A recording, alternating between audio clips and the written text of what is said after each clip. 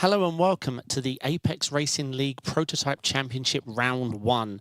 This is going to be a long season, I think 10 rounds, starting out at the brand new Spa. Hope everyone's well. I'm joined by Sam. Hello, sir. Hello. How are you? I am good. Well, you made it in good timing. Oh, I was early. This is good timing for myself, but I'm very excited about this season.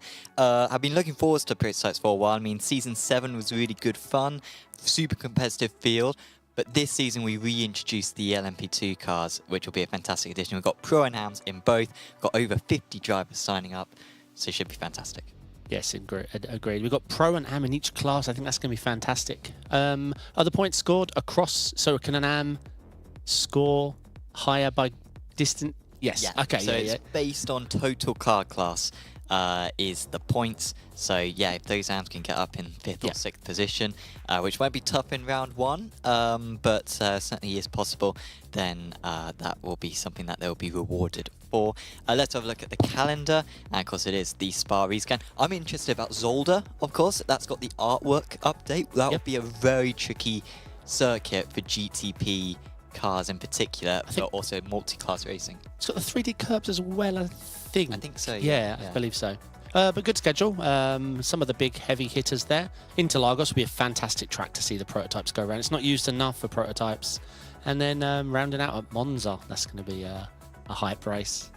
Yes, yeah, Monza is a speed drone. I mean, we've got a few of those super high-speed circuits during the season, and these tracks following the IMSA schedule as well, on the most part, to give the drivers best preparation for the tracks. Hopefully that they'll have plenty of preparation for each round. And of course, we've got the 60-minute races as well, but also a few 75-minute races thrown in as well. But it should be one stop for each of the races this season. Excellent. Yeah, so we're using the A format, I think you call it, for this one. Yes. Tons of practice. Obviously, the AMs and pros will go out together, so the qualifying will be split by class. So they get 10 minutes each. Yeah, I think it's going to be good. I think LMP2s are going out first. It's crucial. You want to bag those big points at the beginning, so you don't have to sit there with a calculator and start putting pressure on yourself. Get some nice points in the opening, and we usually see that's the best way of winning a championship over something, especially what it's 10 rounds. Absolutely, yeah. These early rounds will be very important when it comes to the championship, and yeah, they've got to keep it up for all of those 10 rounds, taking us all the way into December. Will be the final round of the championship. Let's have a look at mine and David's picks. I don't actually know who you've picked for this one. Did I steal anyone that you wanted? So get in your excuses now. I'm not going to say, because then it devalues my picks. Sure. But no, so I'm not going to say. But maybe. I went for Blaszczykowski, former AM champion. When we covered the series in the studio, the last studio series we did this, which was season 6, Tarowski won the AMs. But he was up in like 2nd, I think, in the overall. So like, he's a very competitive driver. Didn't have a good time of it last season. But I think he's one of the best drivers on the grid. I think he will look very strong. Joseph Dimbolo, guy who we've seen a lot of in Porsche Cups, and a very good driver, very quick. Just needs to put it together. And then Mag Performance SRT, 2 strong drivers in that team. So that's my GTP picks. Yeah, when I initially did read the GTP Pro list, I was going to go with Balazs just because I know him, familiar from the league, and know how consistent he is. But Norbert is very, very fast guy indeed. So it was actually an easy pick. Again, with the AM, similar situation. It was Dimbolo and Nucera that I was most familiar with, and I went with Nucera. On the GTP team, this was tough. I think I was picking between Mag, Manti, and PS competition, and I went with PS just because I've been in a few team events recently, and they've been looking a very strong team. LMP2, Busby was my pick. Instant. Didn't even read past the Busby name. LMP2 AM, I wasn't super familiar with the grid, but I remember Cassetto being a fast guy, so I was actually surprised to see him down there in AM as it was, so went with him. LMP2 team, I did mull over this for a while, and I went with Delatraz. I've been following them now, and a lot of these series, they're a very strong team. One of their strengths is how they work together, so I mean, that's what you want in team points. So yeah, I think I'll go with good picks. I think they're very solid picks. I think Delachaz probably I would have gone for the teams. However, I went for Alexander Delachaz for the pro title, Nathan Willoughby for the AMS, and Alcantech NHR just because I wanted to go for something a bit different for the teams. So we'll see how all of them can get on. Just a word on Grosseto, actually. You mentioned Grosseto before, how he's a very strong driver. Surprised that you saw him in AMS. I mean, that is Fabio Grosseto. He's always at the top of the amateur championships in prototypes, in single-seaters, in GTs, but never quite comes together for him come the championship end. So once he wins the title, he'll definitely be a pro. And he's got the pace for a pro, but we'll see if this season he could put it all together. Well, there you go. That's definitely why I picked him, everything you just said. Well, I think we are pretty much in the early stages of qualifying. Although actually we have got the track guide as well for us to go through, and of course this Spa rescan. Would you say it's really changed the way that you drive Spa?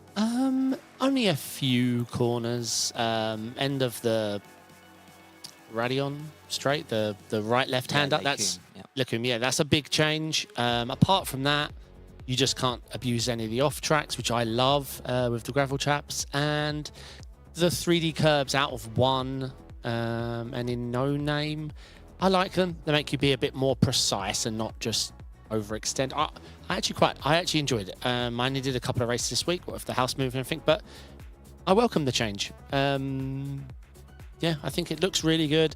Does it change my massively over? No, there's probably 3 places, only one of which I'm actually thinking about what I'm doing different.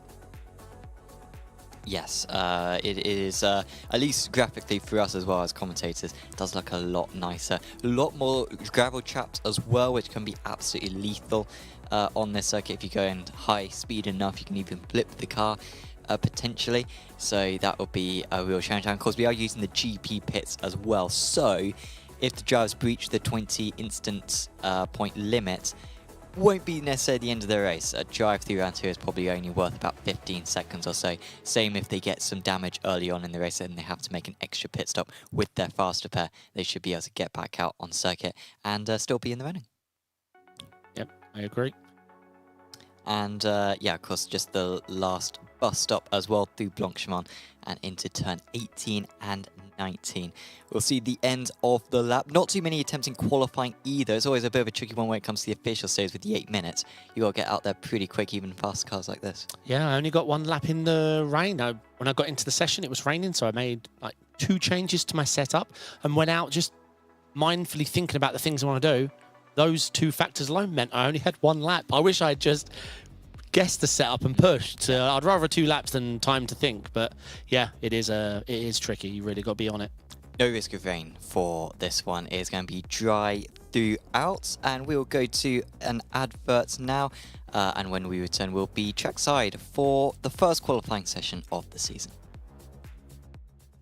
Are you struggling for consistency in your sim racing? Does your iRating look like a roller coaster? If so, we have good news for you. The way to get more consistent is to first understand what you're doing differently than the professionals. And VRS is the answer. With our competitive subscription, you will have the telemetry, setups, tutorials, and everything else you need to fully analyze your driving. Our data packs and the ability to compare your driving with the best in the world will show you exactly where to adjust your inputs, change your driving line, and shave seconds off of your lap times. And our powerful and precise Direct Force Pro wheelbase and precision pedals are being used by some of the world's best drivers. All these champions agree that VRS hardware is not just the best on the market, it's also priced well below the competition. So if you're looking to upgrade to direct drive and the best pedals in sim racing, VRS is your answer. If you want to get better, get faster,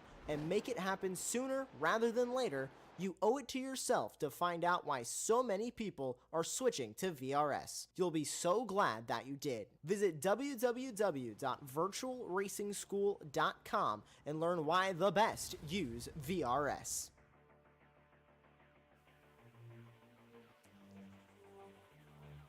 Welcome to Spa. We are in the very early stages of our 20-minute qualifying session. And of course, anyone who followed our studio broadcast last season would have been familiar with GT3 Trophy, where we had 10 minutes for the AMs, 10 minutes for the Pro-Ams, 10 minutes for the Pros. Bit different for this. We've got 2 different car classes, so we just split them into. First 10 minutes are for the LMP2s, that's both Pro and Am, and the final 10 minutes is for the GTPs, both Pro and Am. So yes, we currently got the LMP2s just completing their outlaps right now. Yes, we're nice and early for quality. That's good. We get to witness it all. No chance of rain. The officials had 3% chance, Sam. Have a guess what 3% looked like. Raining all the time. Serious. Really? Yeah, all the time. Like, well, of course, when we covered the last round of GT3 Trophy at Monza, right? Oh, yeah. There was a 1% chance of rain, and it rained. which obviously, you know, 100 times that's going to happen, so that's fair enough. But no, if what you're saying, yeah, that's not acceptable with it being 3% chance and or 3% coverage. I guess.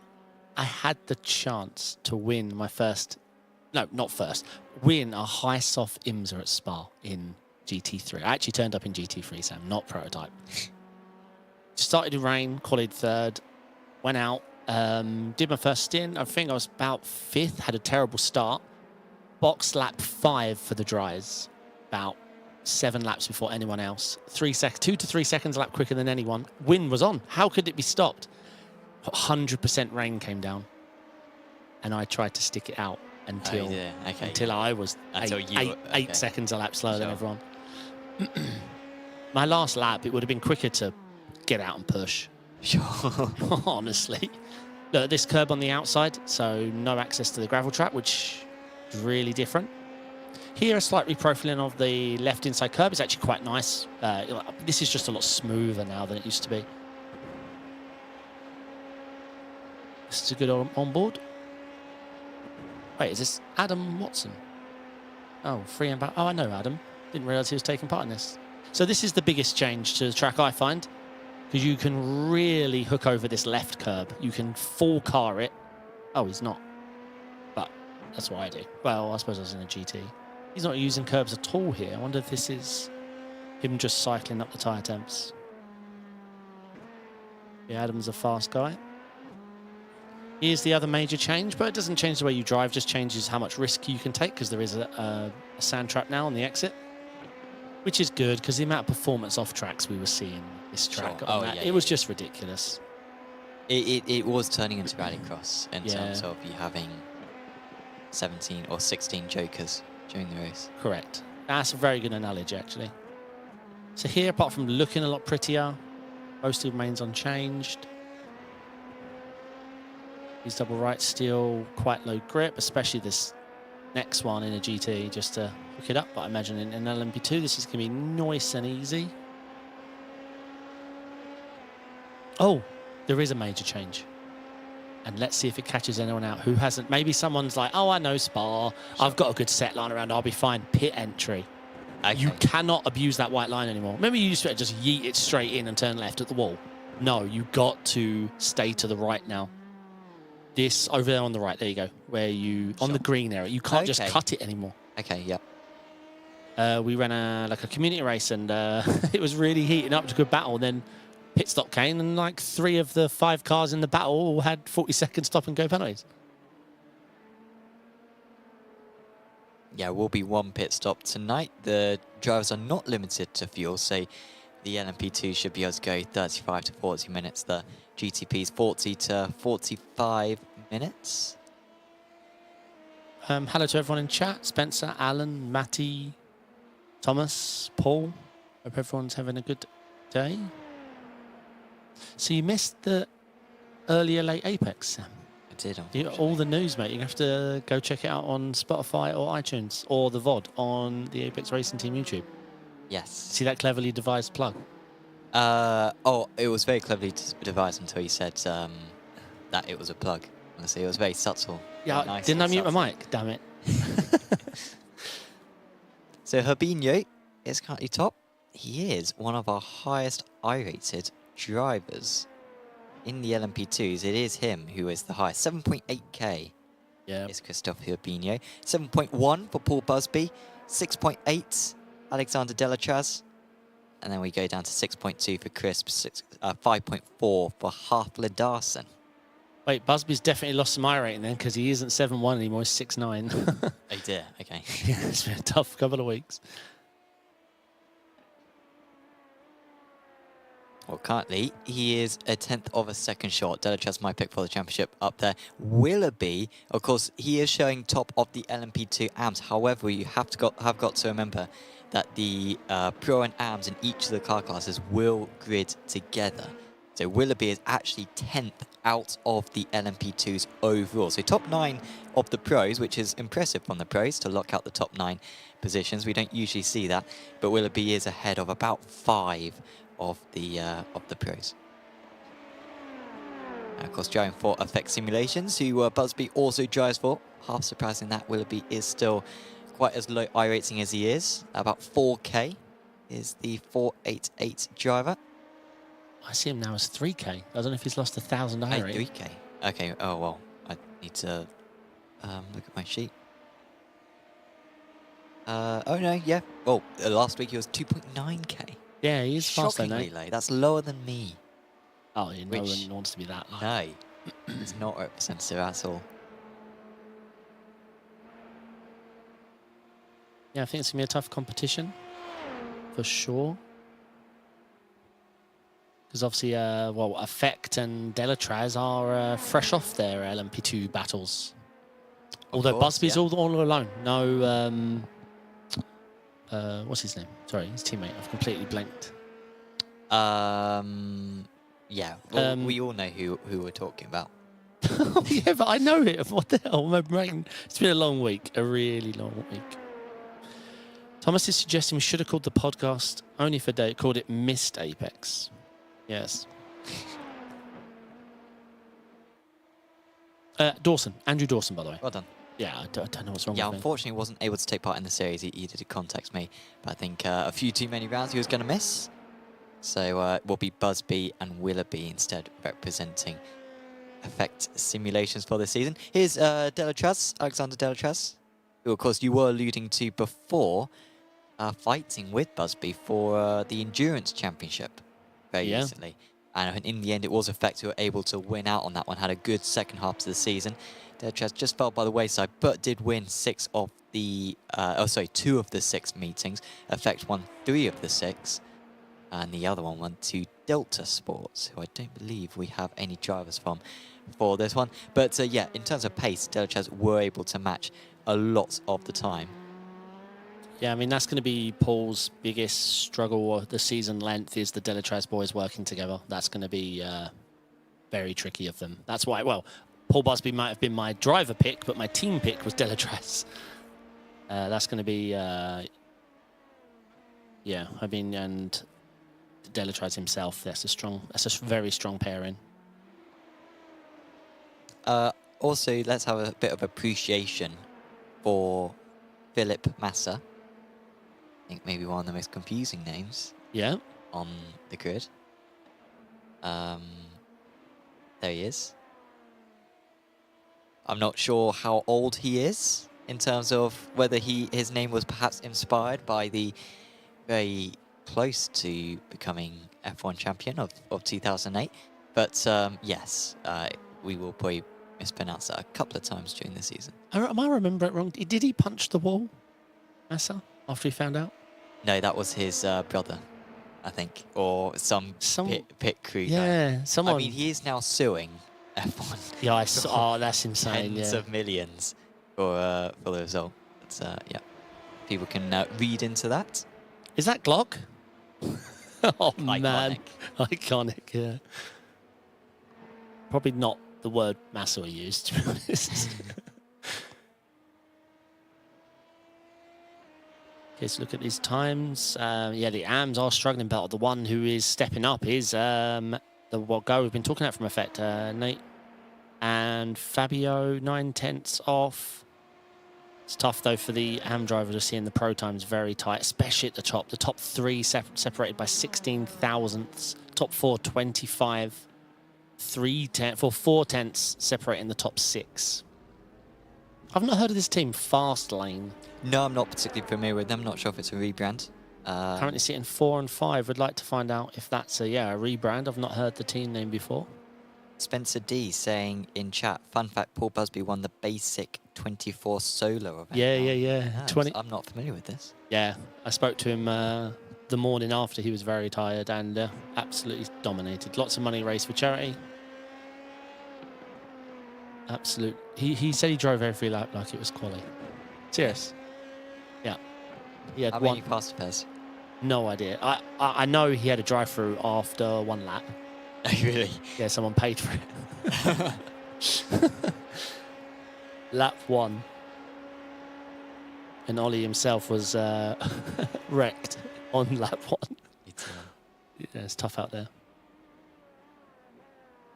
So the final times coming in now for the LMP2s. Top 7 are back in the pits, but we've still got Matthew Crisp, Tim Perry to complete their final efforts. Where will this put Crisp?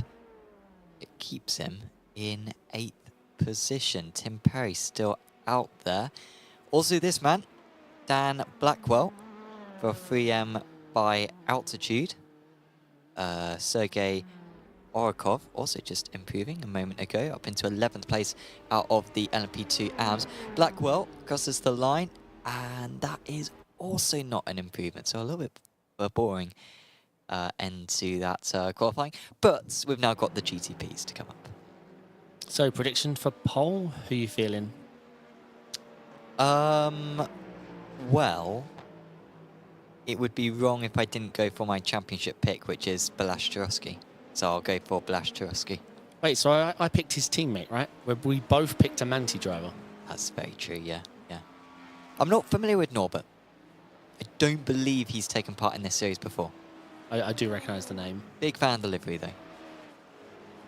Oh, yeah, the green. Yeah, that's nice.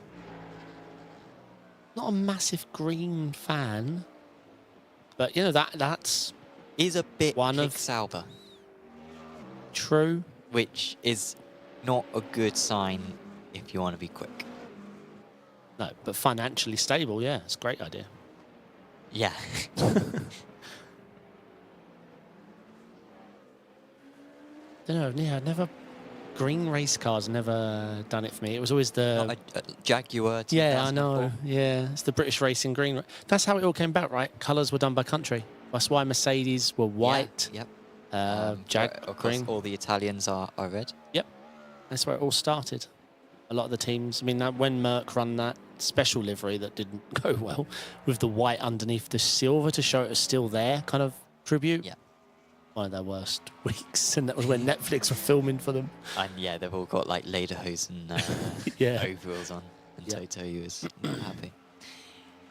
Here's Henry Joslin, one of my contenders for the amateur title.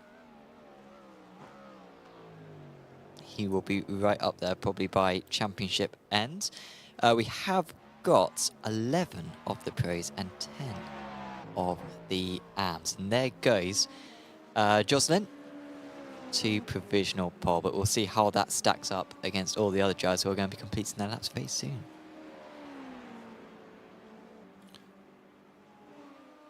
Just Lanza supporting Manatee. Cool, Hafler Darson not quite getting the memo. Unfortunately, there will be no Abruzzi prizes for this season. But well, that was in the endurance, wasn't it? Yes. Hopefully when endurance comes back, we will have that. But, I mean, better safe than sorry, eh, Michael? To put it in It is better, yeah. It's a good shout. You never know if there's 2 seconds left. Why wait and check when you could try and bag yourself some gloves?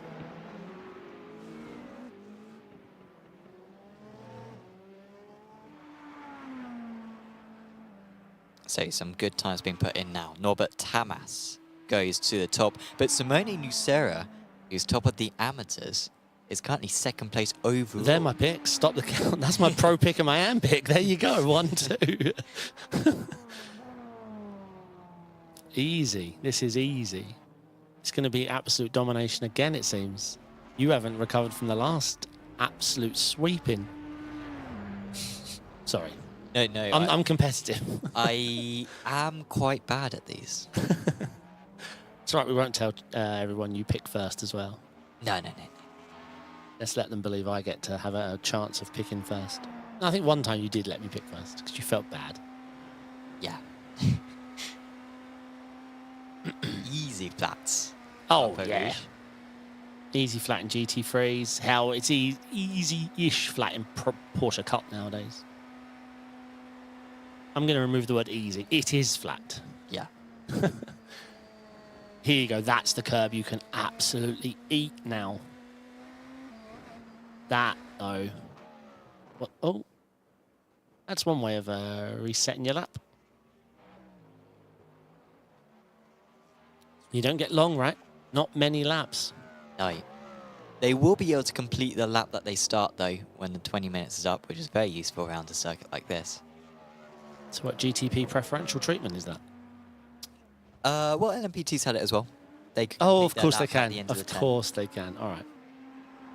I'll back down on the So, Nevio Sotil goes up to 2nd place overall. Quarter of a second off Tamas still. Yeah, that Norbert lap is looking very strong indeed. I think he's going even faster. No, he's just on an out lap now. Or maybe just lining up his next fast lap at the moment. Still got a bit more time in that car, it seems. Now watching Istvan Dexy, who I think may have driven in the Super Formula Lights Championship recently. And I think did quite well in it. I think he may have even won the Amateur Championship, if I recall correctly. So, good single-seater driver.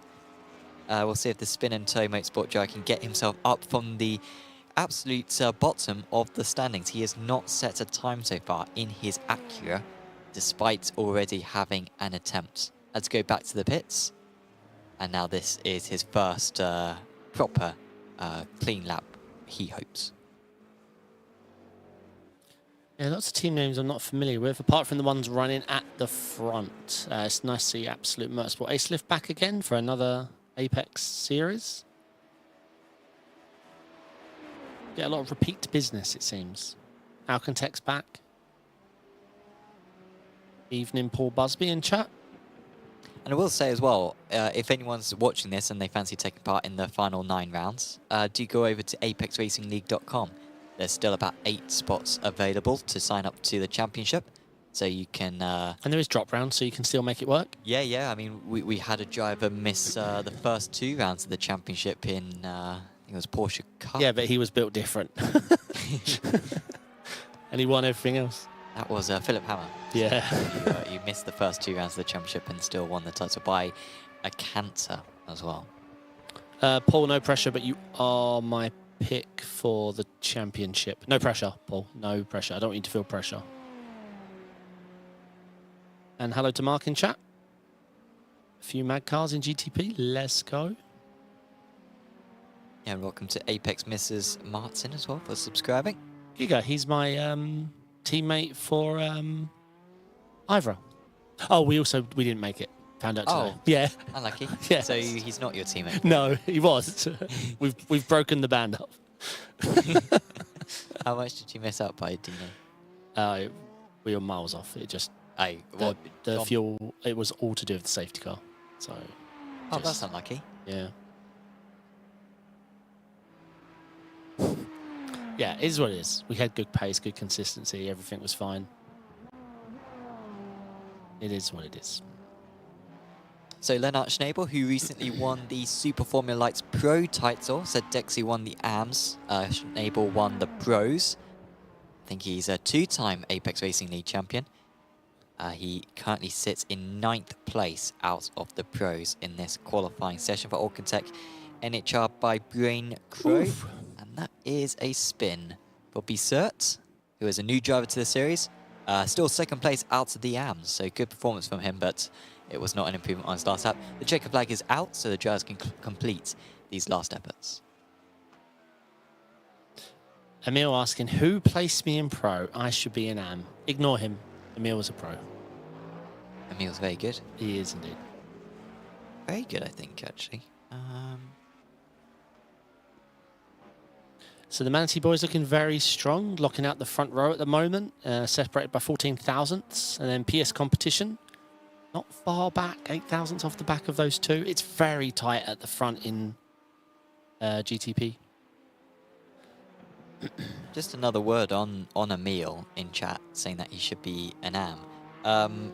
Emil, I nearly put Effect Simulations Club Sport to win the Teams Championship. So I didn't in the end, but I've got high expectations of your team. So best of luck. Thesang, by the way, another new driver. He just improved with his last effort. Third. Dylan DaCosta in chat, cheering on Fastlane. I don't know if you know, Dylan, but we had a question. Is that a new team? Is it a rebranding? Not familiar with the team name. I see 2 guys competing, at least 2. Looking very strong in LMP2. Yeah, I just wasn't familiar with the name.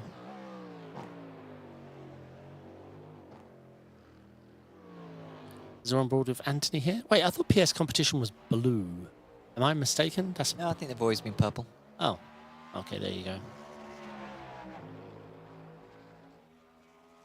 So Melgura stayed in 3rd place. Henry Joslin, I think he didn't just improve, up into 5th position. So good effort from him. That is everyone back now. I tell you, that's an amazing lap from Simon Nucera. Sorry, a shout out there. He is qualified P4, and let's not forget he's an AM. Closest AM, 11th. Yeah. So my AM pick, and my pro pick, pole. Yeah. Comment, Sam. Well, there's still 10 rounds to go, is what I have to say about that one. I've already given up. Like, I have such a bad record on these that I just think, I mean, what's the point in getting your hopes up? My Busby bet, he qualified 2nd, which is, I mean... Yeah, well, and obviously no, I didn't go for her, did I? I went for Delatrazi 6th. Willoughby, I said Willoughby would win the LMP2 AMS, and he is on pole in that one. So I got a P2 with that. That's the so one yeah. that counts. So the drivers, I think, are just no, they're still waiting for qualifying to complete. How much are we going to see of fuel saving in these races? Because obviously the GTP's got very low tow effect, the LMP2 even lower. Yep. So, like round a circuit like this, do you think that's going to be much of a thing? Yeah, especially in LMP2, I think there'll be a bit more of a focus on fuel saving. Obviously, Paul is in a tricky situation here with 1 and 3 being the way they are. 3's going to know when 1 goes, so Paul's going to be a little bit bait there in the first sector. So it's going to be tricky. GTP, let's see how it plays out. And Manatee are going to be focusing on their race because they've locked out the front row. So it's going to be a good race. Yeah, here is the grid. Norbert Tamas on pole position, ahead of his teammate Balázs Tarowski. Then it's Anthony Melgrera, Simone Nucera, Livio Sotil, Henry Joslin, Antonino Segro, Federico Crisafulli in 8th. Then it is, as we have a few images of the drivers gridding up, Jean-Thierry Origi, Isvan Dexy, Jens Bissert, Jack Wells, Christander Thesang, Glenn Grondeliers, Henning Schweibig, Anthony Bernand in 16th. That's Matt Baker, Mads Lauritsen, Lennart Schnabel, Philip Longfellow, and Joseph Dimbelow, who is my pick for the championship, and he's last. Christophe Herbinho is top of the LMP2s, ahead of Busby and Half Ledarson. You can see Half Ledarson up there. There's Clement Fidri, Chris Bella, Alexander Delatraz, Dylan Bossert, Matthew Crisp, and Tim Perry. Nathan Willoughby is top of the LMP2 AMS. He's ahead of the pro, Joe Newman, in 32nd place overall. Then it's Fabio Grosseto, Hosu Alzugare, Luca Corban, John Williams, Connor Bernhardt, Emil Koopmans, Michael Hooper, George Sazanoff in 40th, and the grid goes on.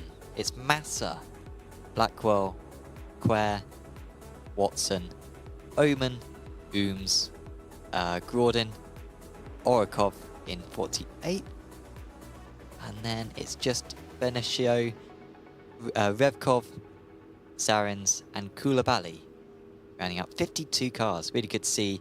Almost everyone's turned up for this first round. I think just maybe 2 drivers missing, which is a very, good attendance.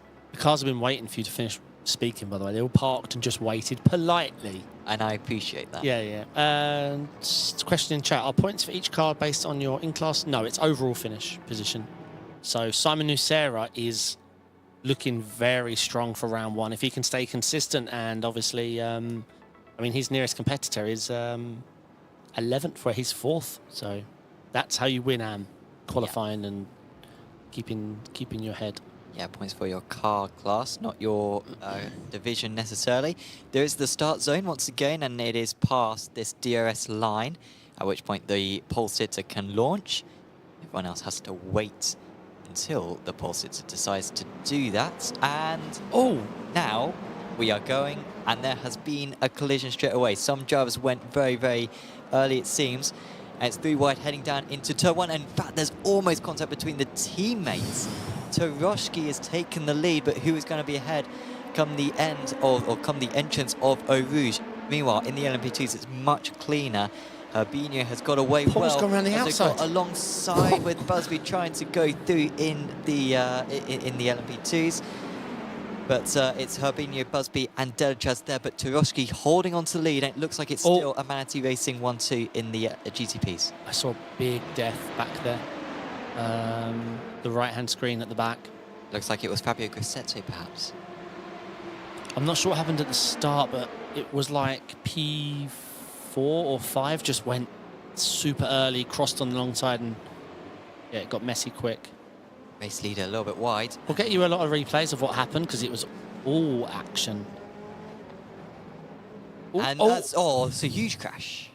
That's a driver, I think, over the barrier, and several others having to scatter as well. Baker was certainly involved in that. Origi, and now we've got the LMP2s coming across. There's an awful rejoin, and that has wiped out several more of our LMP2s. David's face is in his hand right now.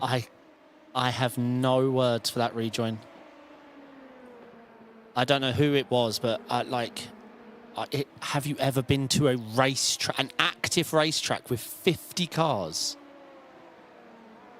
And unfortunately, it's sort of triggered several other incidents as well. It's a narrow part of the circuit, not a whole lot of runoff to the side of the track, and several others got involved. We've had more changes at the front of the GTPs because Segro dropped back. In fact, we've got a pit stop now for Taroshki, who maybe has been accused of jumping the start. If he crossed the line first ahead of his teammates, then that would be a penalty for him. And a hefty one at that. So, unfortunately, and we've got a spin. That GTP rolled. He didn't even roll. He drove, and I think he wiped out the front run in LMP2 as well. Busby, second in P2, yeah. Busby definitely got hit. Nucera. There's a lot of damaged cars. I mean, yeah. We've got Orikov, I'm not sure if he even took the start, but Ooms, Busby, Watson, Lauritsen, Baker, Hooper, Grosseto, Bissert, Kisafuli, Uman, Sotil, Koulibaly, Nucera, all needing repairs. Yeah. We'll get all the replays. This is using a start zone, right? Yes. Yeah, so that's would explain the difference from the GTP, where the GTPs went, because it's start zone controlled. Someone jumped, not jumped, but they didn't back down from the jump, and they crossed lanes, and that caused havoc at the start. There were a few moments, but it was that rejoin. There was 25 cars coming. 25 cars separated by about 3.6 seconds. 25 of them just balled onto the track. The drivers do have a faster pair, and so if they can limp their car around to the pits, then it's not going to be too bad for them. They might only lose, say, half a minute, and they can get back into a reasonable position. But it's if you have to tow, particularly from the mid part of the circuit, that's going to put you the best part of a lap down, and will be a long evening for you with this hour-long race. Yeah, 100%. Like you say, even with fast repair, the tow at Spa is a very long track. So the leaders in each of the classes, Norbert Tamas then, who lost his lead initially to his own teammates. Got it back again. Jocelyn's up 3 places himself in 2nd place. Some of these guys are up a lot of places. Schnabel up 6 from his starts. In the LMP, in the GTP AMS, the Sang is the leader and 3rd place overall as well. Huge gains for him. Dimbalo's up 8 so far. I think he started last out of the GTP AMS and is up to 2nd now. Yes, that was all about, well, luck and survival, unfortunately. This is alongside with Schnabel continuing to fight. Mulgrero's gone off ahead. Where is Mulgrero? Seems to have got back on circuit now, as Schnabel very clumsily gets his way through Lekum and Malmedy, and it's now left the driver behind of Banan very vulnerable. This is Pro versus Am drivers, so it won't be totally clear on the time attack as Schnabel's round. Lucky And he didn't gives get up contact there. those positions. Yeah, the stewards will look at it, Paul. To me, it looked like he drove forward because I think I saw him stop.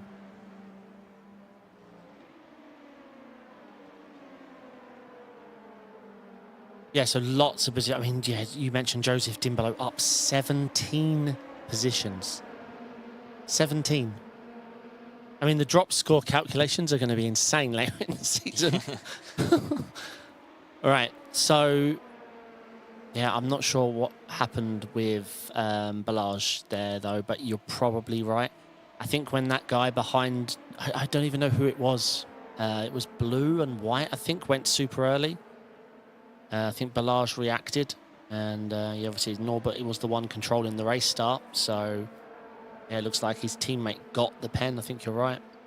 Because, yeah, he was 3rd. If he was 3rd and leading, yeah, he was ahead of Busby and Norbert up Radion. So, yeah, I think you're right. Black flag.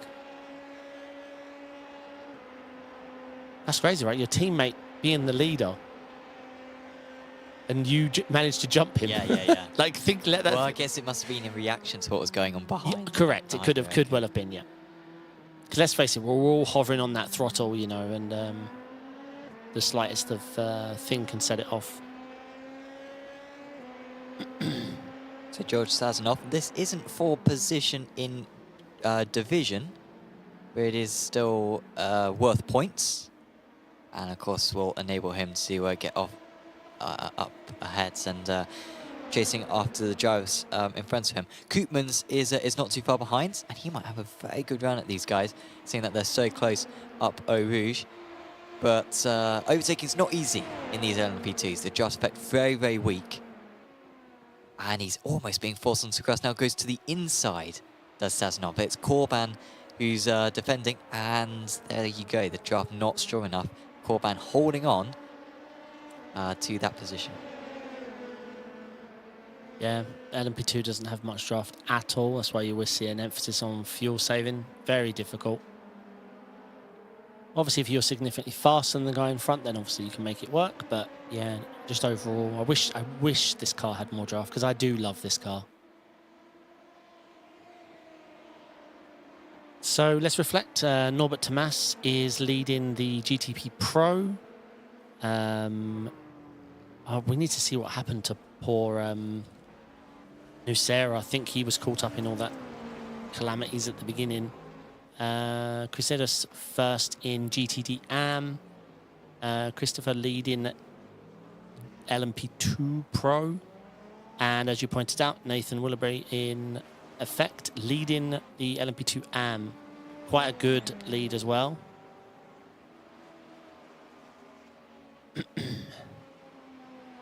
Oh, as we see, all the names have been brought up top.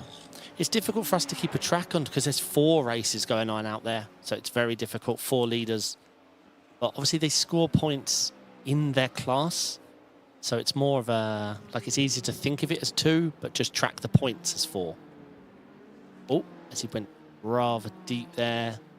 That was wise. I like to see that. Yes, he's going to take the slowdown, but it's so dangerous when they try and just rejoin straight back onto the asphalt from the curb. Yeah, that was Sazonov, who we were following before. He was chasing down Corban, but Corban now some 7 seconds ahead after that mistake from Sazonov. This is Tarowski, just making his way as a GTP past the LMP2s. They are currently ahead of him because of the penalty he got at the start of the race. Was held for 29.7 seconds and now finds himself some 48 seconds off the lead. A lead he had on lap 1, but was what we believe was accused of a jump start, and that is why he got given a penalty. That's all automated by iRacing. Yeah. Yeah, I'm not sure what happened with the GTP start. We will get you those replays. There's just a lot of them. All right, we got the replays. Here we go. So it's just Nevio Sotil in the white and blue car. I'm not sure what, and then he just caused a massive chain reaction. And Luca Corban just no idea again what people are doing. Oof. Nothing he could do there. Yeah, people just changing lane. Oh, yeah. So is this where the rejoin happened? Let's see. No, it already happened. Oh.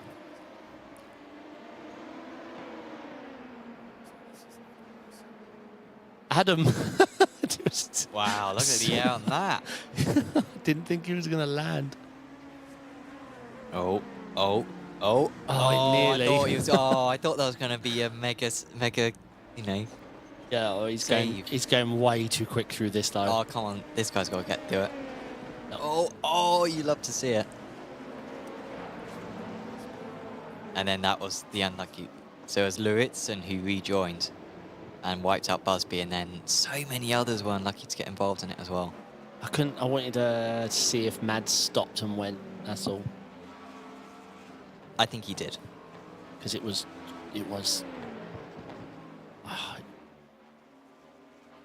I mean, I agree. I think that is literally... I mean, I don't do the stewarding for this, but I think when I have done stewarding in the past, an unsafe rejoin like that is the absolute worst. Because it's not a skill issue. It's just an awareness issue. It's something that... His car's damaged, he's sideways, his race is practically over, and his immediate fix it is to throttle sideways onto an active track. Like, I have no words. It boggles my mind. I don't know. You know. As if the throttling was going to fix it, as if that's ever worked. Your car's smashed to bits. Yeah. There's not a panel working. You jam. Anyway, I'm calm. It's just so bad to see on the first lap. And like so many yellow flag incidents there. I'm not the steward, but I mean people piling in flat throttle when there's people in the air. And they just hoping they don't get landed on it. It was some poor driving from some drivers there. Looks like there's been a mistake from Alexander Delachaz. He has just lost a few seconds. You would have seen his position number highlight red for a moment on our timing tower, and that indicates that a driver is off track. Now that's not necessarily too bad a thing.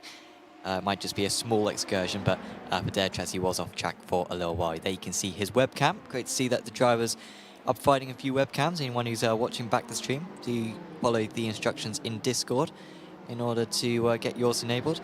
Seems like Delachaz, if he was off the circuit, didn't pick up too much damage. He's down to 6th place now, out of the pro drivers, though. Some... how far off is he off the lead? He's quite a way off now. 21 seconds off Christophe Herbinho, who leads in the LMP2 Pro. So not a good race, this, for Alexander Delachaz. Just needs to try to recover as many points as he can. Yeah, long race. I'm sure he can make it work. Pit stop alone, he'll probably gain some time on his current rivals. Paul Busby is going with the commentator's curse. Oh dear. I mean, it is a known thing. He got a bit overconfident after qualifying, I'm going to say it. Who, sorry, me? Yeah. Yeah. Well, it felt like, I mean, my worst prediction was a second, mate. Like, I felt locked in. Like, Oh, yeah. I thought I'd given my drivers the green light. So we're going to get a replay of what happened to Alexander Delachaz. Oh, well, it was racing with another driver. Is that Schnabel, maybe? It's one of the Alcantech cars. It could be half...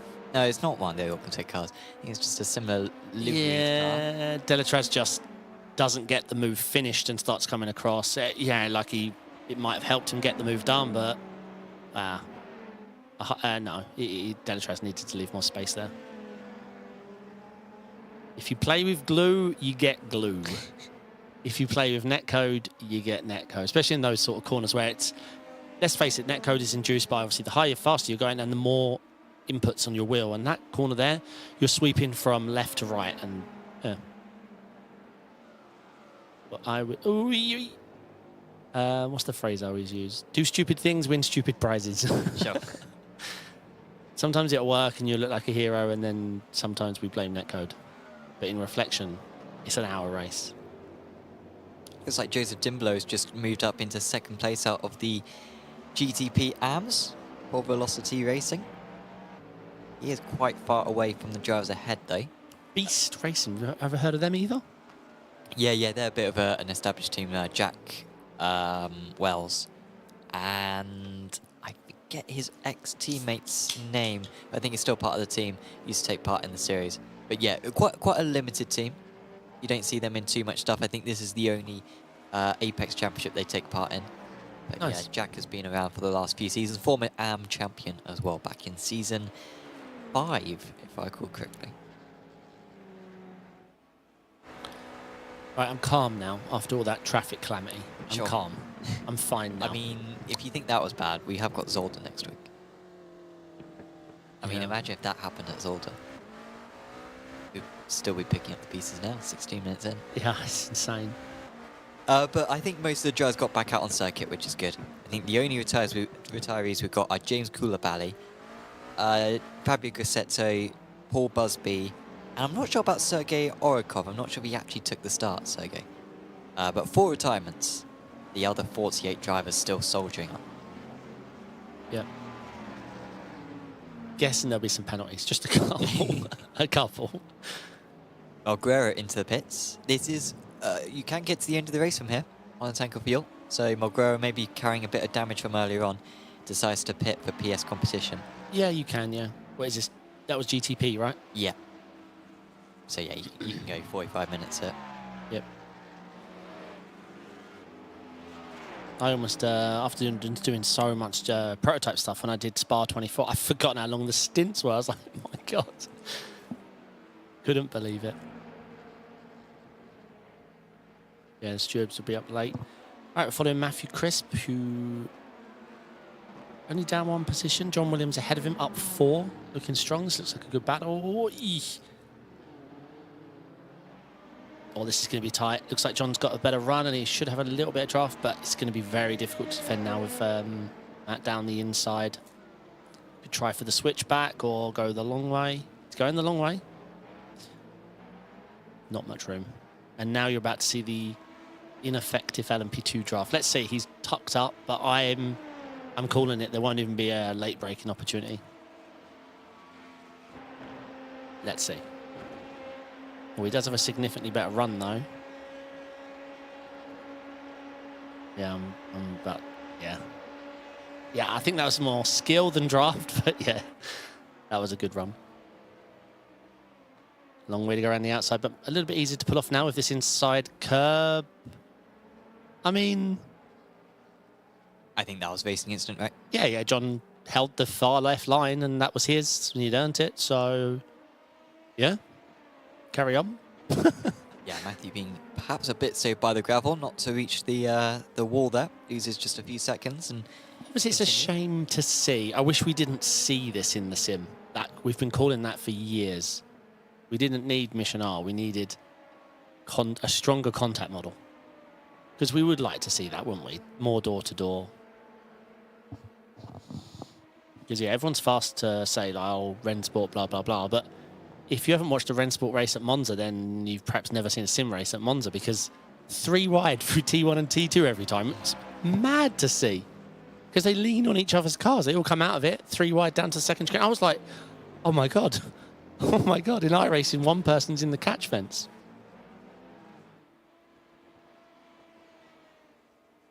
staying close for No, sorry, it's just I think my timer screen just updating for a moment. Looked like it was getting close for the GTP lead overall. It's not exactly the case though. Everyone's fairly spread out. We haven't been focusing on the leaders too much. Yeah, Honestly. I mean, But Norbert for GTP's got a dominant lead. yeah, 3.6 seconds, I think. Or maybe 6 seconds. Not entirely sure. Yeah, I'm not sure either. My timing, I'm getting conflicting information. Strange. Yeah, we will keep an eye on that. But you're definitely 3 to 6 seconds. I agree. I concur. 3 to 6 seconds. Cutting edge broadcasting, Apex Racing TV. Yeah, in terms of our class leads, yeah, Tamas looks fairly comfortable in the lead of the GTP pros. The Sang under the radar debut for Kritz Sada, as he has now just gone past Henry Joslin. Now, Joslin is not in his same division, but yeah, is ahead of him. That's second and third overall. I think that's maybe why we're getting a little bit confused, because it's first and second overall and GTP are different. Oh, it's an AM. Divisions. So yeah, makes a slight difference. So yeah, 2.7 seconds the gap between Tamas and the Sang. Racing Lab Esports, who have of course won several titles in the past in ARL, in teams and in drivers as well. Henry Johnson trying to chase him down at the moment. Here's Christoph Herbinho, leader of the LMP2 pros. He's now 3.7 seconds ahead of Michael Halfler-Darson, who's having an understated but very impressive opening round of the championship. But you can see how spread out the field is. 23 seconds, the gap between first and fourth at the moment. Bad thing, the LMP2 ARMS is the most competitive field. Willoughby not pulling away, as I thought he might do. He is fourth place overall out of the LMP2 drivers, but Bernhardt, Blackwell, and Massa, and maybe even Corban as well, are keeping in touch. Yep.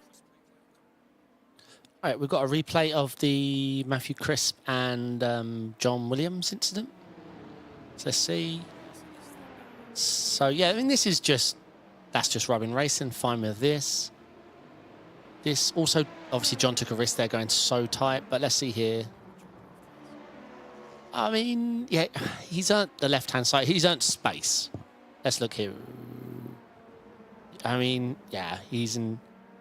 It's tough where you class the apexes of each corner, but I mean, he was there. He doesn't have to. He can't disappear. Looks like Matthew has got a good run here. So he's going to try it.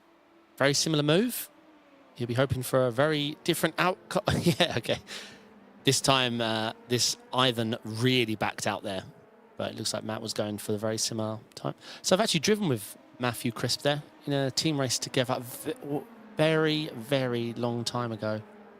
At Monza, me, Matt, Dan Suzuki, and Daniel Morad, I think.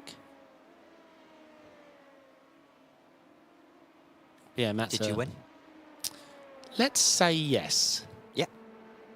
Yeah, let's say yes. I actually, thank you, yeah. No, I don't remember. Mate, it was absolutely years ago. Wow, those gaps really have opened up. I think it will probably get a little bit closer, and of course, once we get the pit stops as well, that may well change things as well. But there really isn't that many battles going out on Seiko. Of course, if you want more details on that, do click the live timing link in the description below. I'm just a bit confused. This however you pronounce P2? Kritsada. Yeah, he's 2.4 seconds off Norbert. He's 2.6k, and he's only up 2 positions from qualified. Who is this dude? Qualified 4th? Qualified 3rd in the AMS. 13th overall. Ah, okay, let me change one thing on my analysis there. That's it, I've been struggling to follow... Okay, yeah, he's up 13, apologies. Yeah, up 11, sorry. Yeah, an impressive drive. 2.4 seconds off the lead. It's almost 3 times his I rating. Well, we've got a nice onboard here. Did you do the onboard this one? Yes. Haven't done these track cameras though yet, unfortunately. We'll try to get on it soon. But the iRacing default cameras aren't too bad nowadays. It's not the days of Sebring Club Circuit where you can barely spot the cars. The cameras are so far away from the circuit. It really makes it tricky to watch. But these aren't too bad. Yeah, I bet you're looking forward to having a play, getting some cool angles. Yep. And yeah, just send me the pack like before. That'd be great. Yeah. Cheers, mate. No cost, no I thanks. wouldn't want to do any work, yeah. If you could come around and install them. Oh, of course, yeah. I actually don't know where to put them. I don't remember. You talked to me through it ages ago. I think it's one of the folders. There is the gap between second and third in the GTP's overall. And it has been going up. Leonard Positions Schneebel and changed Glenn a are few, battling that's out great. there. Sorry, got a close battle out there. Oh, yes. They've swapped position 3 or 4 times. Yep, sorry. Yeah, looks like Schneebel's got that one cleared now, hasn't he? Yes, indeed. Yeah, I'm really impressed with this. Obviously, I know lots has changed. There's been a lot of accidents, but he's holding on very strong. I mean, his previous lap was a 2:03. I mean, he's the fastest guy out there in GTP. He is cooking. Perhaps needs to do a few more officials. Yeah. A couple. There is the overall standing, so you can see there Herbinho, an LMP2 driver, up there in 13th. As we've got a replay of the Sang starts, who gained 11 places in the, well, so far in this race. Let's see. Oh, okay, so Wow. Could be a jump start there. It really depends on whether he reacted to another driver, but that is wait, how does he not get black flag? ridiculous that he hasn't been able, that he managed to scythe his way through. Ah, no. Wow. I mean, is it his fault? I think he might get away with it. I think he might get away with it because he's reacting to, well, the other people who are getting penalty. How do you judge this, right? It's not his fault. Everyone in front of him went and were wrong. Yes, they're getting... If you're the front of the jumpers, you're getting a penalty. Maybe the guy alongside you who could clearly see the leaders, maybe he does. But, I mean, it's racing. When your guy in front of you goes, you don't look to see, oh, I'm just going to double check the leaders also going. Yeah. You go. But... Was he the first to go? I mean, and I would say as well, very questionable driving in terms of he just floored it. Like everyone else, the reason why he got such a good start, because I think everyone else launched at a similar time, but everyone else backed out of it because they're like, oh, it's getting a bit crowded here, I'm not going to be able to find a space. He found a space and just kept it pinned and moved past 10 drivers. Yeah, I mean, probably the best start you'll ever see. It was, I don't know. It's tricky because from his perspective, at least 5 or 6 cars went. It all stems down to that blue and white car. That was a serious jump. I have no idea. I'm assuming he forgot about the start zone when iRacing said green. He's just floored it. Then he's diagonally cut across the track and caused all the calamities and caused everyone behind him to get going. Very difficult. But I'll let the stewards worry about that. I can just make brash comments and then we just don't have to think about it anymore. Accountable, yeah. Correct. So he's trying to set up a movie. Oh, a beautiful move there. Oh, no, it wasn't. It was. Oh my god. Oh my god. I do not want to be quoted as that being a beautiful move. Oh, it looked beautiful, Sam. I looked down. I only saw the end of it, which was not beautiful. No, he pulled off a beautiful switchback. And, yep, then just went hella deep into the corner. It looked really good. Oh, no. Okay, he's cut back in. So, Seagray just came into the pits. So, he was ahead of these drivers. Or drop back. He should be able to go as far as 45 minutes into this race before requiring a pit stop. So this is fairly early, but of course you may want to pit halfway so you get the freshest tyres possible. That's a good point. What are we running temps-wise? Oh, nice and cold. Yeah, as cold as it gets, 68 degrees Fahrenheit track temperature. It's about 20 in Celsius.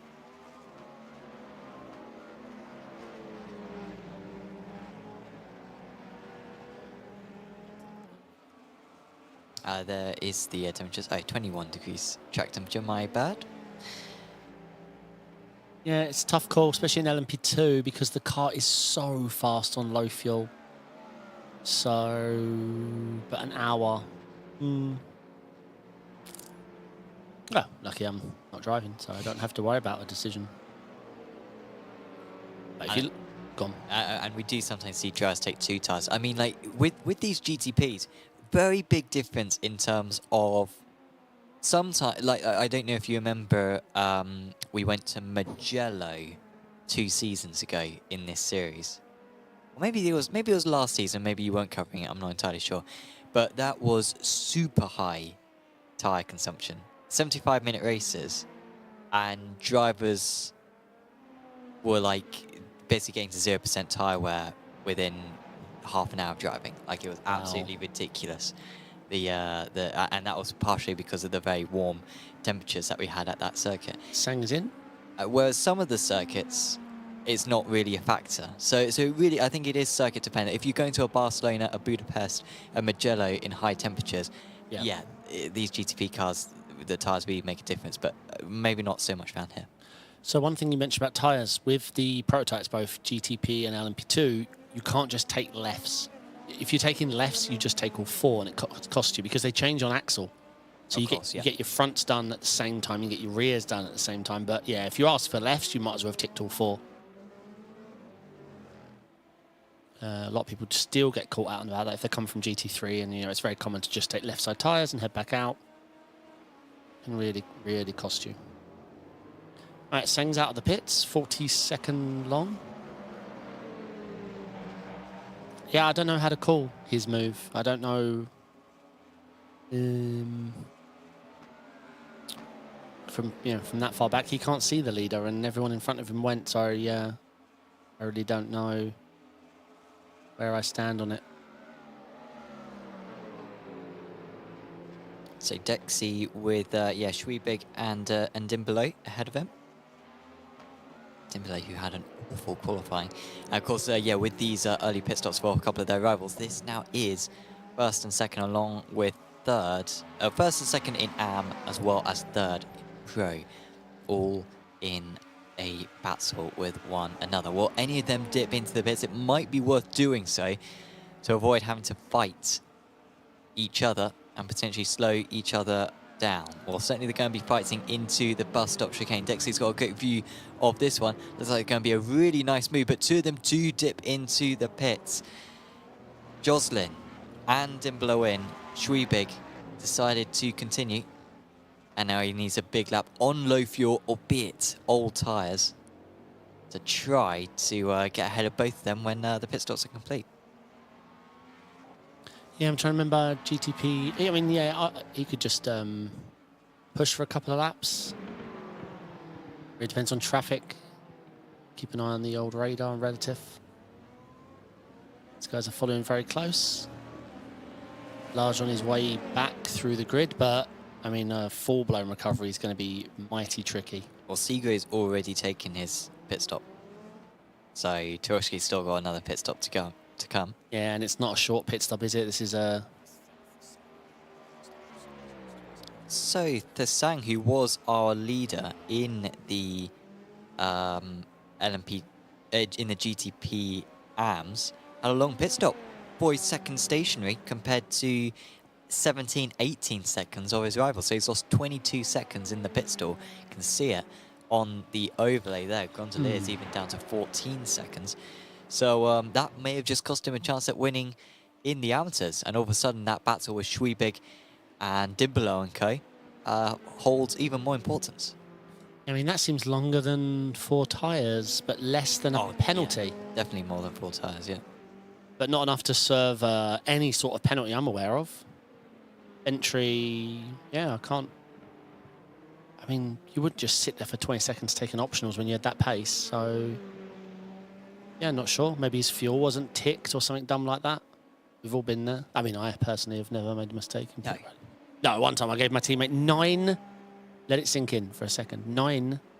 7 new tyres. Wow. Yeah. 7, mate. What's wrong with me? Basically, he had the tyres had gone on, the fuel was still going. I chicked over to the tyres, like, oh my God, I didn't hit the tyres. Sure. I've spam clicked them, right? And then he screamed, no, I've already had tyres. So I started untucking them. Oh my God, it was just a nightmare. Yeah, 7 new tyres. We lost a few positions. Origi in from 3rd. Not speeding, by the way, the confirmation about the pit stop for Thesang. He was not speeding on pit entry, so you're still unsure what exactly was going on. Yeah, because I mean, even if you miss your pit stall and have to tick the fuel after you notice it's not been fueled, but then again, that is an easy one. When you assume your car's fueling and you look down and think, wait, why are my litres going up, and you tick it? So it could just be something as innocent as that. But maybe we'll find out. But yeah, it's really cost him. But probably the 6 or 7 drivers ahead of him might be thinking, yeah, karma, like, thank you. Although, I say, I'm not holding him fully accountable. No, I mean, to be fair, when it comes to karma, like, the guy did absolutely floor it through the middle of 10 GTP cars and not get any contact. Yeah, but so, like, you know, he might have just thought used that his luck there to not get involved in a massive shunt, because, you know, 50% of the time there he gets clipped and ends up in all. Yeah, true. Delatro's making a move here on Felipe Massa. I don't know if you're being... It was that. It's Philip Massa. Yeah. Oh, did I misspeak? Yeah. Okay. Well, that's the first time we've done that this season. Won't be the last.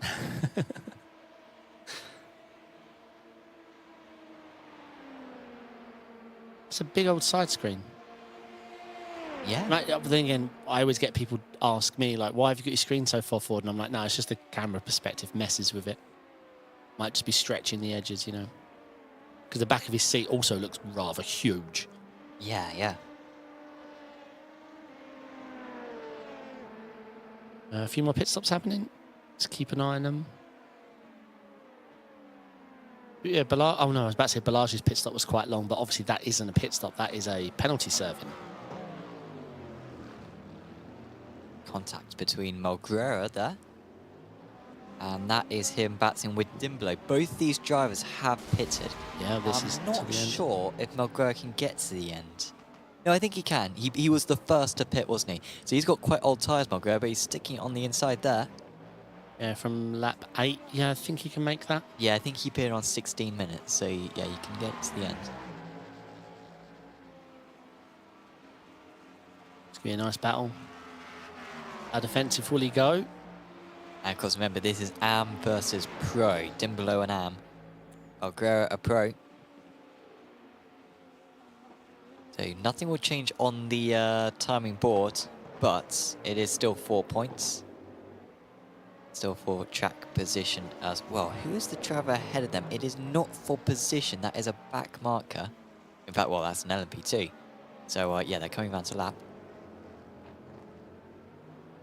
Was you tempted to put LMP3s in this as well and create the perfect circle? We tried to for season 6, but there was not much interest in LMP3. Yeah, I think in the end, like, the LMP2 is so drivable.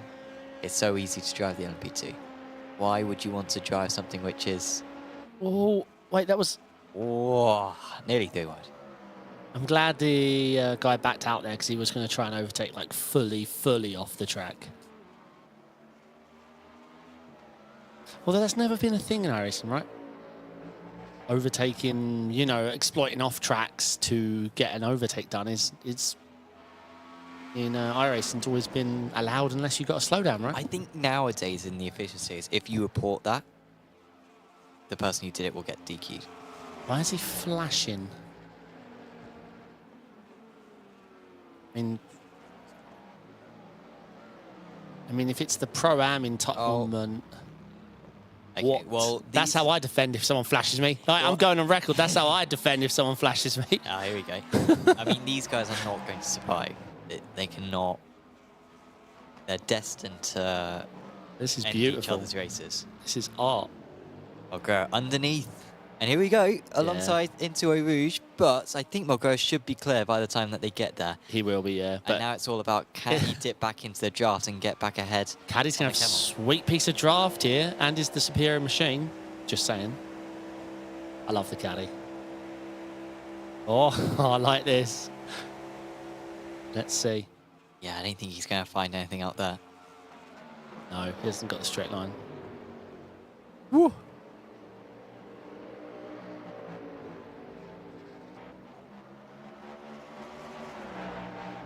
So good work there from Mulgrew, but it did take him a little bit longer than he would have liked. But he's ahead of Dimbolo. Emil is into the pits. A few of those LMP2s are in. Delatraz was the only one who managed to continue. And Herbinho, who is coasting to an opening round of the championship win. Outs cleanly from his pit stop. Harfler Darson is still some 10 seconds behind. Fidry and Koopmans will be next. Oh. And yeah, Fidry now exiting the pits. Yeah, you're right. The GTP green livery is pretty nice.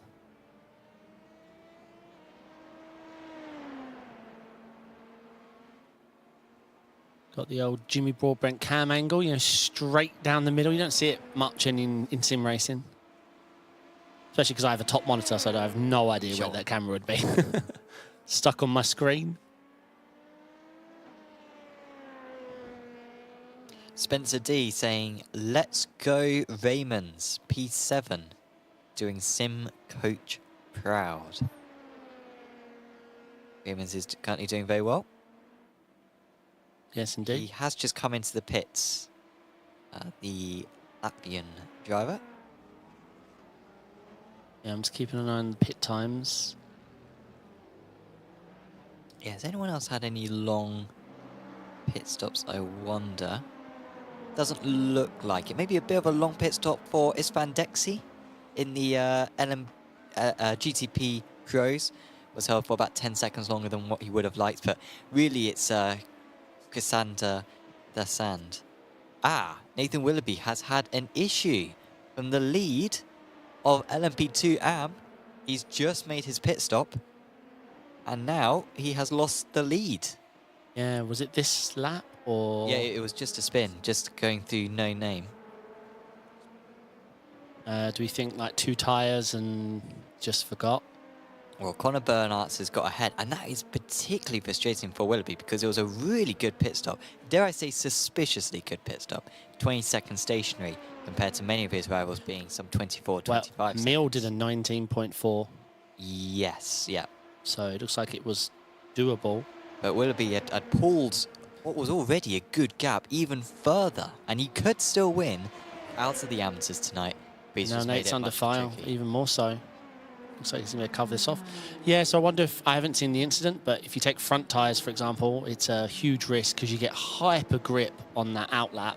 Or, well, apart from it being cold tyres, but you've still got those old, now slightly cooled rears, and I absolutely hate taking fronts. Sure, if you take rears, you got loads of understeer, but you get good traction off the corners. So I usually just suffer. But I haven't seen the incident. So this was involving Nevio Sotil. So this is the Nate replay. He was involved in the lap 1 shenanigans as well. Wait. And it looks like he may have just driven through him. Yep.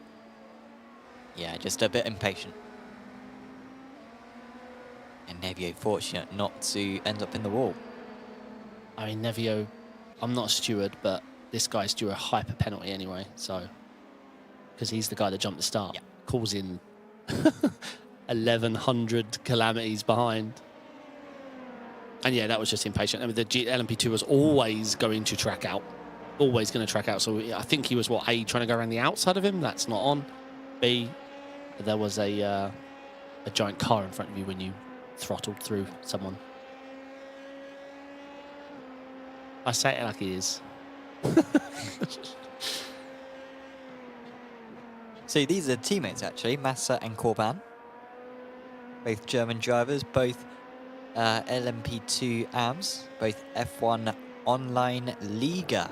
F1 Online Liga. Have you ever seen that name before? No. We actually saw someone at the beginning in chat cheering something F1, and I didn't really think of it apart from, you know. Let me scroll through. Yes, it was Paul Ferring in chat ages ago. So perhaps he was referring to this team. We just didn't pick up on it. Whoa, whoa, mind your teammate. Different liveries though on these cars. I'm not sure if they're custom liveries. No, I think maybe they are. No, they're the same livery, just purple and yellow and orange and black. Oh, okay, sure. Yeah, you're right. Yeah, Paul is cheering for F1 Online Liga for the win. There you go. And of course, these guys are still in with a chance to lead. They're 7 seconds back. Looks like Willoughby's escaped any damage from that contact before. But there is Bernards. Tarowski is in, obviously, for his second pit stop. This one for fuel and tyres, whereas the other one was just for the jump penalty. Still the top 4 in the GTPs yet to pit. Yeah, this is quite a recovery from Tarowski, but still a long way to go. And it still costs you up the hill out of pit road, right? You're just down on speed. He's come out behind Origi. So he's already has to fight one of the PS competition cars, I think, so far today. He's going to have to fight another one now. Here's Fidri. And this is not with a pro driver, but this is with an amateur driver. Apologies, no, that's not with an amateur driver. That's the GTP driver ahead. So Fidri's a little bit by himself, but he's going to have to deal with the GTPs coming either way. And Chris Afuli currently still behind a couple of the LMP2s. Been a tough night for him. Yes, indeed. As we have Norbert finally hit in. It's been a long run, 46 minutes. I think he deliberately went a minute longer than Sam said that was able, so I respect that. That's what I would have done. Had I heard Sam's commentating, I'd have just like, all right, I'm extra fuel saving. And originally brought in also into the pits, as is Jack Wells and Anthony Bernard, so our top 4. Well, they're probably not going to be our top 4 in that order. Let's see.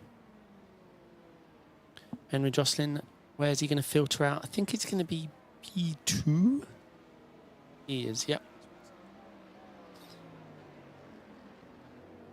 And Surigo's had a tough race. I think he's net P3. It's going to be tight, though. Oh, no, I forget how much you lose going out of pits. Filter out into a bit of a gaggle. Flashy, flashy on an LMP2.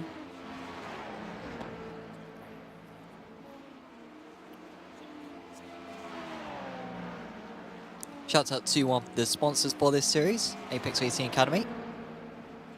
Various prizes being given from Apex Racing Academy for the top drivers and teams in this series.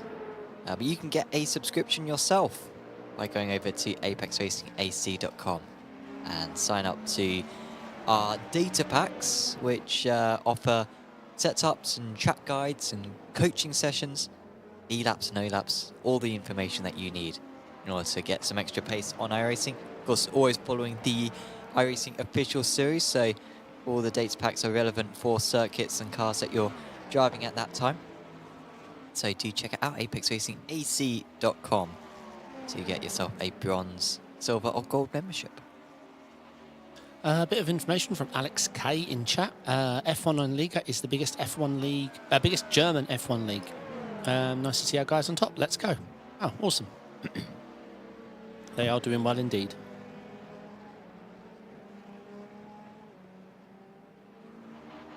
Yeah, I've never really dabbled with F1, like outside of just doing it for fun. Never. Yeah. Yeah. I don't know. I prefer the older games to the newer ones, but that's just me. But every year they go more and more controller focus, like as in preferential treatment to control. Like that's where their focus is for the improvements, not for the high-end equipment. Which, yeah, just a little frustrating, but We say it every time. Still got to do a couple of laps around a few tracks that look so gorgeous, like Interlagos. Because our iRacing one is horrible. All right, so Sang running in P3 in class.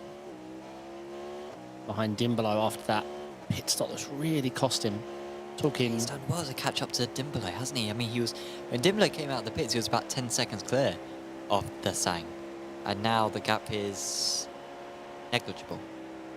He could, how far ahead is he? 6 seconds behind Schweibig.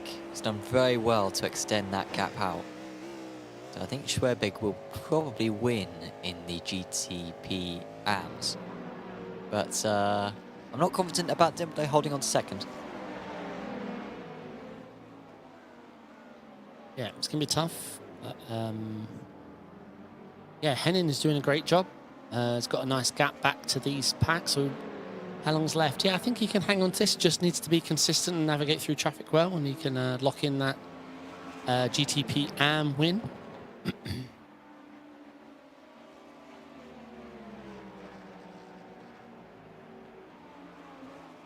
Here we go, between these two. Looks like the Sang's going to go the long way around. There's almost contact between the two of them. Dimbolo gets slightly unsettled on the apex, and the Sang is past. He's up into P2, and he's got 5.7 seconds now to catch up to the leader, but he's gone deep. Fortunately for him, it's around a part of the circuit where it's very tricky to tuck underneath another driver. But you can see how the LMP2 behind them gains car lengths on them as they have to screech on the brakes. They probably lost about a second with that mistake. Second and a half even. So Dexy is not too far behind now in the pros, as here comes the response from Dimbolo. Locks a brake. And this is losing them huge amounts of time. So look at Dexy now, who lost time himself earlier on, is now right with these drivers in that orange livery. He's not going to fight it too much into La Source. Knows that the run up the Camel is his better opportunity. What an exit. Might have a good run here if he can just time it and not focus on getting too close too early, which it looks like he's done. Almost if you lift up the hill, you just exponentially carry so little speed. Rumoured in chat by Cats9002, feels like the Sang took tyres and Dimbolo's hasn't, or there's been some tyre difference. Perhaps so, but the Sang had a very long... It seems like they're all going for the same strat though. Like they're all stationing for like sort of 16 to 18 seconds. Yeah, I mean, Sang was 40 seconds, so that wouldn't have been tyres. That would have been something unless he else. late clicked them. Like, I'm not sure what happened, to be honest. I mean, maybe he did take tyres, but there's no way he would, 22 seconds longer in pits for tyres is not a choice he would make in an hour race. There's no way. I mean, yeah, okay, if it was somehow worth a second a lap, which would put it on par for when you pit, no way you're going to believe you can be a second lap quicker with traffic. That's the problem. If this was Barcelona, if this was Budapest. Yeah. Yeah, but it is not. Whoa. I don't think we're visiting either of those circuits. I mean, no one's visiting Budapest now. Barcelona doesn't get visited enough. But so we've got some very good other circuits coming up.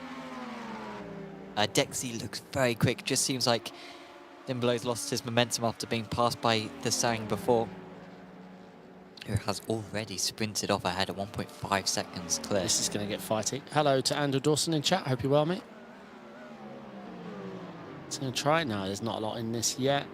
Oh, contacts. Well, I guess the question is, was he clear? I mean, that was Istvan's fault. Sorry, 100%. Yeah, the door was shut. But did he have part of the car alongside? No, he was. I think he was completely clear. Door was shut, and he just dived. He just went through the left. I think. I think you're right. Oh, good. Wait, we were in agreement. I think the door was season. New season, new. Attitudes. Yeah, okay. I'm just going to agree with everything that you say from now on. That's unwise. You end up on a clip, a really popular one. Here we go. This is a good battle. This is for the lead in the LMP2 AMs. And Willoughby's got the lead. Willoughby has retaken the lead. I'm not sure if he just caught the end of that move. This is a feisty battle. But he's caught and passed Blackwell, and Bernard got overtaken as well. So Bernard has not had the pace to hang on to the LMP2 AM lead. And it's now Willoughby, despite being taken out by a GTP round this corner about 10 minutes ago, who's back in the lead. Yeah, we've got a lovely fight going on here between Nate, Dan and Connor. But then, yeah, Luca's not too far back. Maybe a little bit too far back for how long's left in the race. But, yeah, those F1 Online Liga guys are running 3, 4 and 5 in class. You've also got Tim Perry, who's in amongst these guys. He yeah, is a and pro. Neil and George as well. Them three are very close in LMP2 Pro. All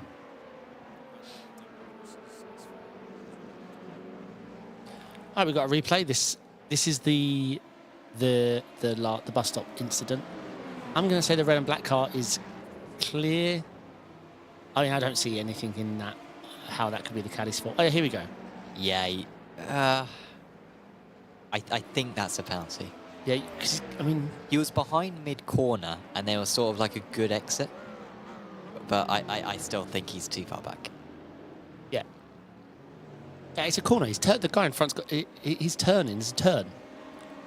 And the guy behind hasn't earned the right to the inside and just brakes later. So, yeah, I think it's pretty clear cut. Hello to Marshall Hubert in chat. Hope you're well, mate. Runner-up last season. Oh, no, sorry, champion last season. Apologies, Marshall. Champion last season. It's quite the mistake to make, Sam. There's a big difference between P2 and champion. Yeah. He had a good fight for the title, but was able to win it out. I think won 5 of the 9 rounds. LMP2 draft off.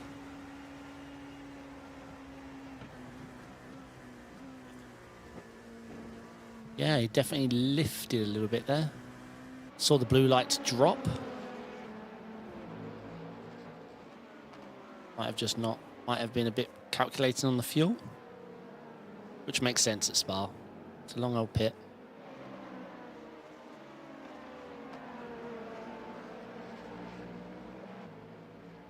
Smash is a very comfortable lead out front. What could have been? GTP AM is a lot closer. I mean, they're separated enough that we probably won't see a lot unless Dimbolo can get on the back of Anthony Bernard. LMP2 Pro, the only real battle out there is the one with George, Tim Perry and Emil. And then, yeah, it's LMP2 AM where the fire is going into this... Like, Blackwell's had good pace in the second half of this race. I don't know if we could get the fancy gap graphic between Willoughby and Blackwell, because I can't really remember who's been ahead at each point. So Blackwell was ahead when Willoughby had the spin, but it's been or maybe, yeah. Oh, here we go. Willoughby having enough to cover it off at the bus stop. Actually manages to pull a couple of car lengths clear. That's really brought Connor into it as well. I think we're going to see Connor here have a move. Let's see. No. Oh yeah, Connor's got Tim now ahead of him, so he can't really attack the top two. Tim Perry, a pro LMP2 child. These others are LMP2 AMs. Yeah, that's a shame when that happens. Shame that Connor hasn't quite had this pace in the second half of the race. Had the race lead inherited to him, but was unable to hold on to it.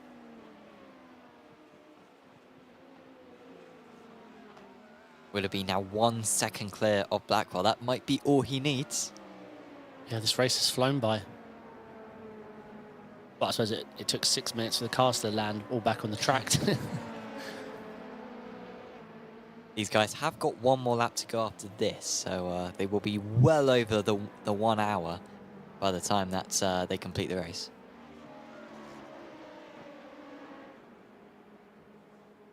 Yes, indeed. There is Tamas, who comes to the white flag. Yeah, very strong race. Obviously, stayed out of trouble. But obviously, it's hard. We need to make sure he's... I need to understand the Balazs thing. If Balazs reacted to the mad car, or if there was something that like Norbert went, then realised, oh, I don't know. I'm not making accusations because I didn't see. But it was just strange that his teammate got past him. Yeah. Very strange. Andrea Cason in chats, believe from Absolute Motorsport. Correct me if I'm wrong on that one, Andrea. But of course, an ARL regular would be awesome to see you out there, Andrea, in the future rounds. Here is the pro leader in the LMP2s. 18 seconds the gap. Oh, pit stop later on for Joseph Dimbolo.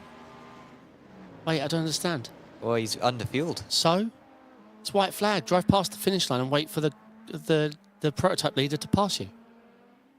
No, but he's not. He can still complete the last lap.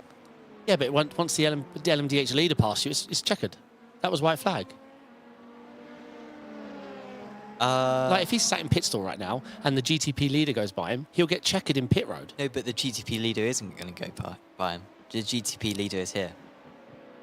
So I think that was the correct thing to do. Not that it may not make that much of a difference. But, because most of the drivers behind him are a lap down. Anyway, we've got a change for lead in the LMP2 AMS. Willoughby and Blackwell going back and forth a couple of times. Willoughby holding on. Blackwell now barely ahead of Perry. But he is still ahead of Perry. There could still be a change there. I think they're having to deal with traffic.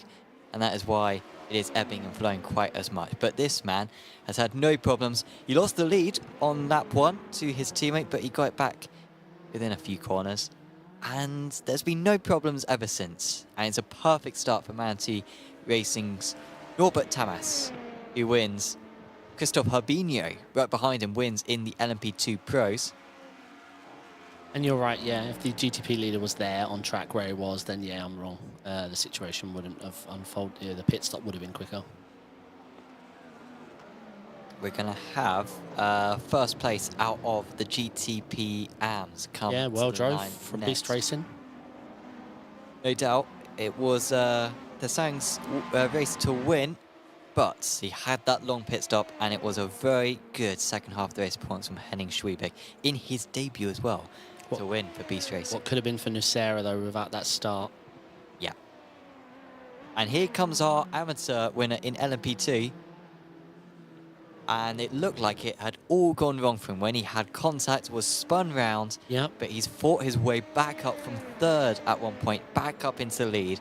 And he beats Bernat and Corban to the race win. Blackwell with issues late on. Blackwell had an issue on that last lap, which dropped him down to 5th place. Shame for the driver who, with a couple of minutes of the race to go, felt like he could perhaps win it all. Yeah, that LMP2 AM battle was brilliant. Love to see that going down to the wire. Raymond's coming round, P9, LMP2 AM. Clara in chat saying, let's go Clermont. Yeah, strong finish. Was at P3 in LMP2 Pro. At 4.9k, that's a solid result. Shame for his teammates, though. Looks like 2 DNFs. Yeah, Fastlane, I think, getting caught up in incidents in the early stages when there were plenty of crashes. And it did whittle down our drivers somewhat. We ended up with, I believe, 44 out of the 52 who started finished. Look at the camera. Blimey. Yeah, that was a lap 1 to forget, unfortunately. It's an hour, that rejoin. It's an hour-long race. Not enough people were smart. Yeah, it was, yeah, I'm calm now, but yeah, that was a sad sight to see. Heads were not screwed on correctly for the first lap or two from too many drivers there. Let's have a look at the results then. Norbert Tamas was the winner, ahead of Jocelyn and Seagrove. Bit of a quiet race, really, in the GTP Pros. Top of the GTP AMS was Henning Schwiebig, ahead of Chris Sada Dasang and Anthony Bernand. Top of the LMP2 Pros were Christoph Herbinho, Michael Hafler-Darson and Clermont Fidry. And top of the LMP2 AMS were Willoughby, Bernat and Corban. Now hopefully will get an interview with a couple of our drivers who are free to join us. First up, I think we've got an interview with Michael Halfler-Dawson. Would you like to have a chat with Michael? Yes, indeed. I'll bring him up. Hi, Michael. Can you hear me okay? I hear you loud and clear.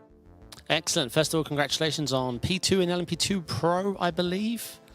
Yep. My first question, lap 1/lap 2, how was it for you? Did you witness much carnage? How did you get through it? And yeah, tell me about those first couple of laps. Yeah, I kind of had a bad start, dropped down to like P4, and then obviously in no-name corner there was a few cars standing by, and I just managed to pass them. But unluckily for my teammate Crispy, he kind of got involved in that, and so did Busby and a few of the guys I was hoping to race. But I mean, it's a P2 and I'll take it. Yeah, sure. Yeah, you got to be in it to win it. And unfortunately, yeah, it did claim a lot of lives. And as you said, you wanted to race those people. I'm just trying to check your overall finish. Was it P16? Sorry, I'm new to this on so many classes. But yeah, how was the race? What was the strategy? Did you take 2 tires? I took 2 tires. Now looking at like after the checker flag, probably should have taken 4. But since I was alone basically the entire race, wasn't really racing anyone. So, I mean, I just took 2 because it was the safe option that we have done in the official races this week. So, Yep. But yeah, looking back, definitely would have taken 4, but I'm still happy with it considering how everything looked. Yeah, it's a long championship, 10 rounds. Are there many tracks that you're, super excited for? Are there any tracks that are outliners that you are worried or going to struggle at? No, not really. I'm more hoping for a few rain races. That's where I tend to shine. Love that. If you look back at like the endurance at Suzuka, the season 2 race there, I was the fastest car on track. So I remember the Alcatel team. Rain races. Yeah, I remember you guys being the class of the field in rain. That was brilliant. Do like a bit of rain myself. Where are we? Yeah, no, just very solid result. 10 rounds. Is there anyone you'd like to give a shout out to? Yeah, thanks for the guys over at Alcantech for helping me and for just training together. Like we have fun training together, and that's I think where the results really come from. And thanks to my sponsor iRacing team for hooking me up with my rig and everything. All right, GG's Michael again, and congratulations. And I will lean on Sam for some rain. I'll see what I can do. Please do. Cheers. Thank you. Well, as we move into the winter or the autumn months, and then the winter months by the end of the season, maybe rain will be more common. That's what we do with the series. We copy the real-life date as much as possible. And so if you look outside in these October days, there is a bit more rain about. So perhaps there will be some more rain. Fingers crossed, because usually it is a lot of fun. I think no one else wants to have a chat with us. So, yeah, of course, anyone watching back, do join the Apex Racing TV Discord server. Jump into the interview waiting area and we'll drag you up after the races. But let's have a word for Zolder next time out. Yeah, going to be really tricky. What were we thinking in terms of the multi-class aspect of that? Because the corner that I think of is the sort of the high curb Very chicane. high. And that's still lethal, still very much single file. Yeah, it's going to be... We're going to see people make a mistake, and these prototypes are huge. You get a sideways GTP coming off that curb. It's not easy to avoid. You've committed... This is what a lot of people get wrong. You've already committed your apex carry speed. You can't, taking it off, there's just not enough time. So, yeah, it's going to be difficult. You've thrown a curveball, especially after what happened at Spa. Yes. No, it's going to be tricky, but... yeah, I mean, even the start, those first couple of sweeping corners on cold tyres, and they're going to be side by side, or you only need one person to break traction, and then let's hope for the best. But it's going to be a driver's combo. The best driver will win there. Obviously, as long as they get the luck and stay clean. And pit exit. Sure, yeah. Pit exit here is... I'm excited because I'm sat here. A really important qualifying as well will be super tricky to overtake around that circuit. So will be a good one to watch. That'll be same time next week on Thursday as these studio broadcasts will be from now onwards. And there's still places to sign up. There are still places. Go to apexracingleague.com in order to get your name down. You can sign up to our other leagues as well. We've still got the Racing Unleashed GT3 series happening on Sundays, every other Sunday. So, and that's a free to sign up series as well. So do check out apexracingleague.com for more details on that. But for now, from myself, Sam Fitzpatrick, and from David Sampson, and from everyone here at the Apex Racing TV esports studio, we are going to say goodbye, and we'll see you back next week at Zolder for round 2 of the season. See you then. See ya.